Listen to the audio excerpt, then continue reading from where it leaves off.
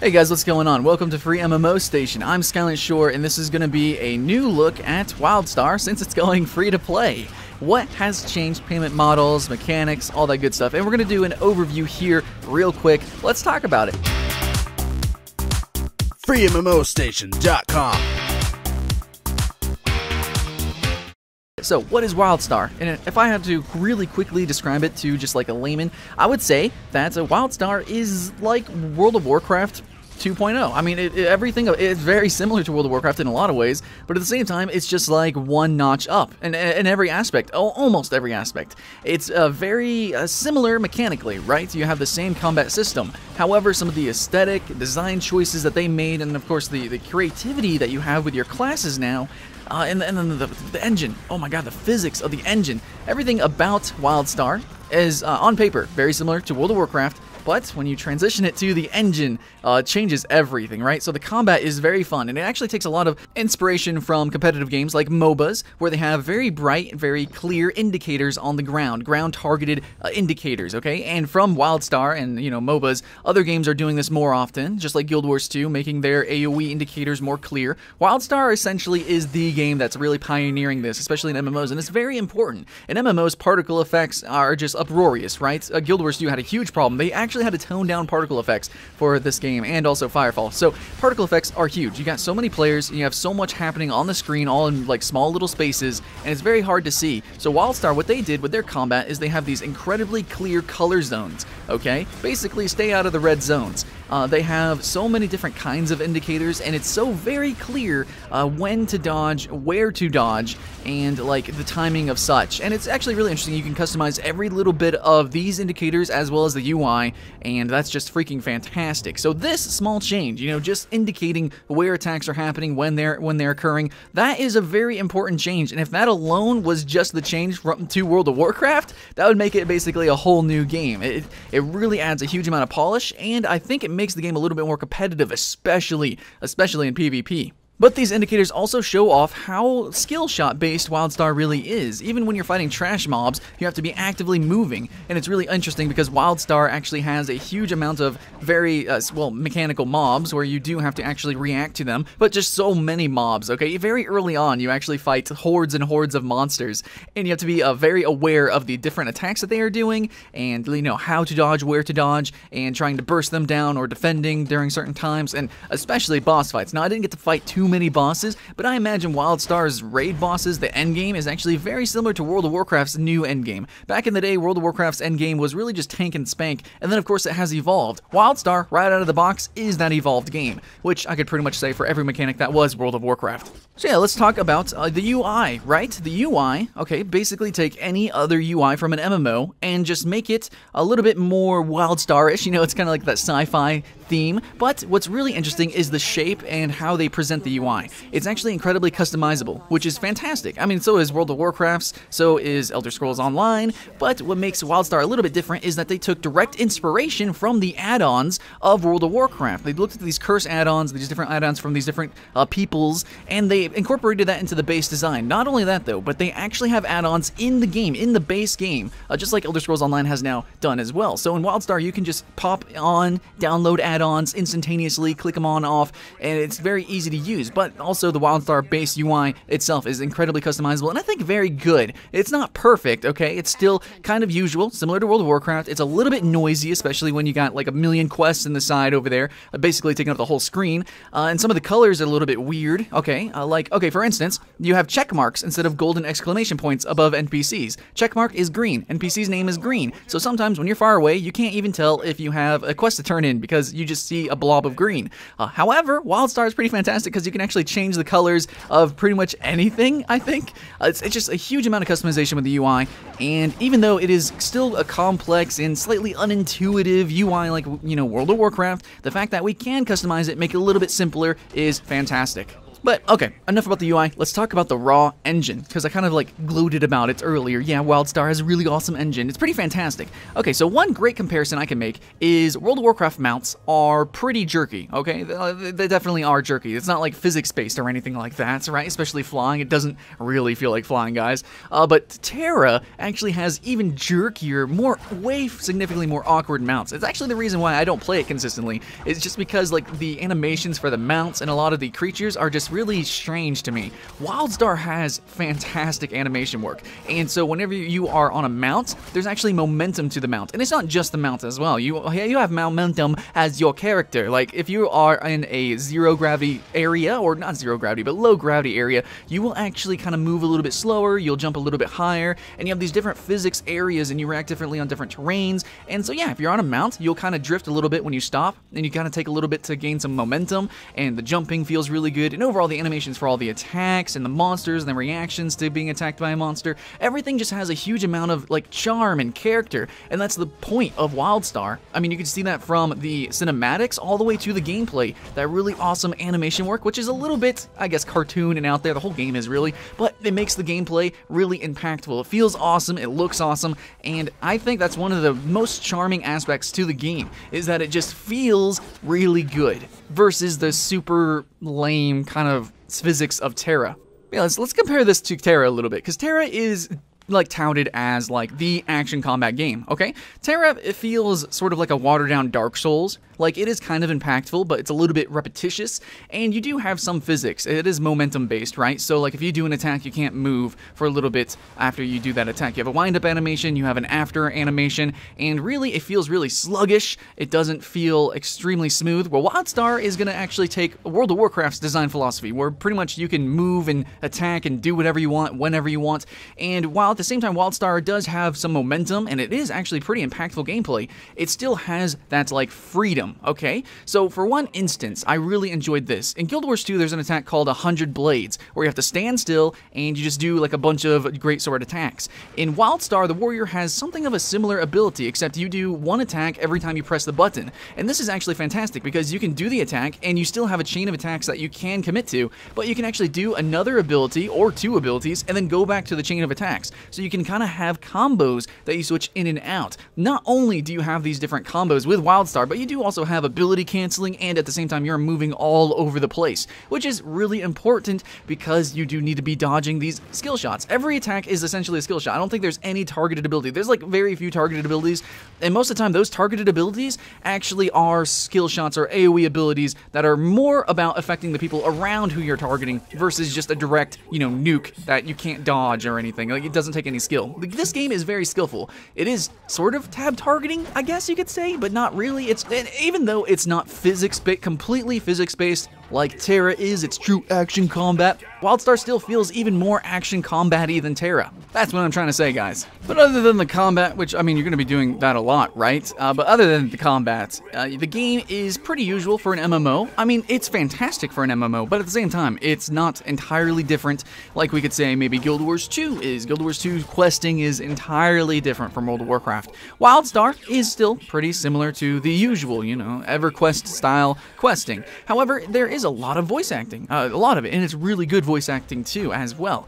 Very fantastic. It's not completely voice act like Elder Scrolls Online, and the quests aren't quite as innovative as Elder Scrolls Online, and you don't feel as like inside the quest. You don't feel as immersive as Elder Scrolls Online, but it's still pretty freaking good. A lot of these quests are really fun, and one great thing about a lot of these little quests, even if the general quest that you are doing is actually a very usual quest, it's a gathering quest, you'll have different environmental effects while you are committing through this quest. Sometimes there's going to be like little mini games, and these are challenges. So you're doing a quest to collect 3 bones, but around these bones are these monsters, and as soon as you attack a monster, it's going to start a challenge. And then if you kill, I don't know, 10 monsters in 5 minutes, you get a reward. So you have all these like little open world mini games that you can commit to while you're doing your usual quests, and a lot of the times there are some slight modifiers that make these quests kind of fun. Maybe you have to go and collect some items, but you're really slow, and you're like in like, I don't know, half gravity or something, and you have to jump around and platform. And I'm not going to say that the game is as platformy as Guild Wars 2 with its jumping puzzles and its dungeons, but, it's actually really explorative based, and there's a lot of very interesting platforming aspects to the game, and it has a really good engine to do that too. You even have freaking double jumps. And like I said before, really awesome mounts. But yeah, you also have like these crazy environmental effects. Sometimes there's a freaking tornado, sometimes there's a blizzard, I don't know. There's probably so many things that I don't even realize. There's like, in this one stage, you had like these giant laser beams shooting the ground, and you had to kind of like crisscross between them and try not to get killed while also running into hordes of freaking enemies. Yeah, there's a lot of really fun things. Even if the general quest itself, the text is, you know, a fetch quest, whatever, you're still gonna have the interesting Wildstar mechanics around that general quest. So, like I said before, pretty much everything that you can expect from World of Warcraft is in this game. It is. It's very similar to World of Warcraft. But to me, personally, I feel like it's a World of Warcraft 2.0. Now, for that reason, maybe you don't want to actually transfer. It is still very similar to World of Warcraft, so why would you go from World of Warcraft, which has tons and tons of content, and you already spent so much money for that content, you know, you've got so far. Why would you transfer over to Wildstar? And I think that made it or broke it for a lot of people, because Wildstar, I think, is a better World of Warcraft, but it still doesn't have as much content. However, now that it's going free to play, there's really no risk in trying it, no risk in leveling up a character over there. You can play WoW and Wildstar at the same time. You don't need to spend money on it, and so I think this is a hugely awesome idea. It's going to be great. I think it's going to be hugely beneficial for Wildstar, because actually the population was somewhat lower. I wanted to put it on my top 10 most populated MMO list, but the truth is that it's not. It was actually really low, and a lot of people quit from working from the company, and the game just wasn't doing super fantastic, which sucks, but going free to play I think is perfect for Wildstar, absolutely, because of the market, because of its competition, because, you know, it is similar to World of Warcraft. No matter how good I think it is, it's still similar to World of Warcraft. But now that it's going free to play, I think it's kind of taking itself out of competition with World of Warcraft and out of these other subscription type games, and now it's putting itself into a market that is, yes, competitive, but I think Wildstar is just going to wipe the floor with the competition. Oh, and a quick note about customization. It's pretty much the best customization that you are going to get. Not the deepest customization, but the fact that all the characters and all the different ornaments and the little items that you can select for your character, because they are so impactful, so different, and have so much character for your characters, I feel like it makes it very easy to make a very unique looking character that's very robust, very colorful and out there. It just makes it very rewarding to make a unique character and very easy to do so, versus like having a billion majillion sliders, which is cool in some games, but for this game, which has a combination of sliders and item presets, it's pretty much the best customization that you're going to get. Okay, everybody, so let's talk about the payment scheme. How does this game compare now that it's going to free to play? What is going to be limited, and what can we actually do? What is actually free in this game? And good news is that's going to follow a very similar route to Terra, where the entire playable game is actually completely free. You make an account, and then you can explore the entire universe of Wildstar. The only thing that's going to be really different is how you gain access to certain cosmetics, convenience options like leveling, boosts, stuff like that. But there are some limitations to the game, such as bank slots, character slots, things like this, that won't impede somebody who wants to play the game with just a single character, but for the hardcore player might actually prove detrimental. If you want to have lots of different characters, if you want to actually grind a lot and play the auction house, you need a lot of bank slots, a lot of inventory slots. So there are some limitations. Also as well, just free players don't have the entire access to apparently a couple of features of the game. I'm not saying that like you can go into every dungeon, you can go on the surface of Nexus, and you could play everything, okay? But there are some things that free players don't have access to, which is a little bit strange, I think. So the auction house, right? You can use the auction house, but you only have 3 active days for your bids and sells, where signature players have an entire month that they can utilize. And then circles, okay? So circles are kind of like friendship circle things. You can join one circle, but you can't invite or create circles. It's actually really similar to what Steam used to be like. You used to have to buy a game first. And how you get access to these different features, like there's a huge whole freaking list of these little things that you can't actually go into, like war parties and XP, all right? Okay, war parties. Cannot invite into or create a war party. So, yeah, there's a lot of things that you don't quite have access to as a free player, or it's very limited. And how much that affects your gameplay or how detrimental that is might depend on the player, might be opinion, you know, but for hardcore players, they're definitely going to notice a difference, absolutely. So how you actually get to these different levels of accounts, because you have free to play, which is totally free, you haven't spent any money. You have signature, which is kind of like their premium subscription, but then you also have like sort of like levels in between, where depending on how much money you have in the past spent on the game and going through the free to play, spending money on it, how much money you spend on the game kind of determines your level, and depending on your level, you get access or further access into these things, you know, like the auction house, you get further access into the war parties, or you get more experience. Stuff like that. So you are rewarded for spending money, but I think that it's kind of give and take. Halfway, you are now limited, where before you had everything accessed with a subscription, but now you have a little bit of limitation. However, by spending some money, you can remove some of them limitations. But remember, again, you can play the entire game, but you are going to be limited on some of these social experiences, okay? And you're not going to have as many boosts and stuff. But it is kind of interesting. It kind of like rewards the player, I think. You are somewhat limited, but then again, remember, you're for free playing the game. So this is the give and take.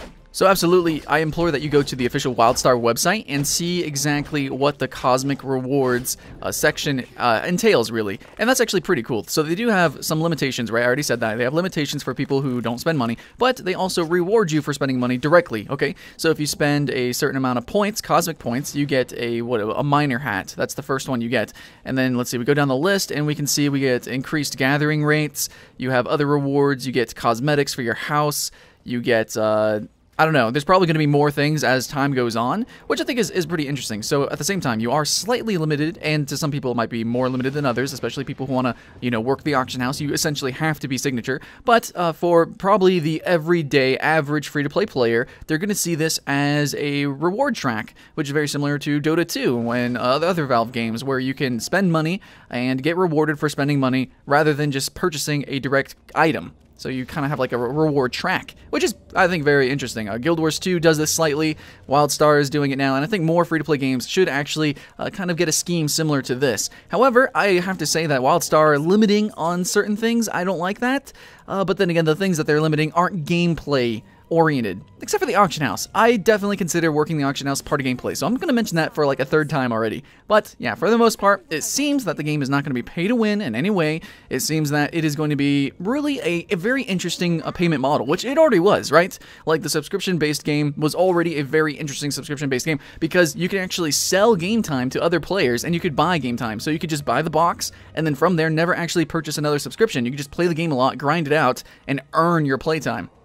So being able to transition from free-to-play from that was actually pretty easy, and it's still a very interesting payment scheme. In fact, so interesting so that it actually makes me really want to play Wildstar and see how far I can go. Like, can I actually earn and sell more, like, signature time? Or they're actually changing all of the naming and everything. Like, they added Cosmic points, right? And they have the cred system, and there's a whole lot of, I don't know, jargon, I guess you could say, and it's very unique words and everything. It can be very confusing, but you probably need to go to the Wildstar website and read it up on yourself, because it is kind of complicated, honestly, even for me, who's spending hours reading on this. It's a little bit complicated, but it definitely seems non-pay to win, and it just seems, for the most part, rewarding, and I think I enjoy that. I think I want to play this game a little bit more and see how far I can go with it, just based on the payment scheme. Seems pretty fair, and I like that.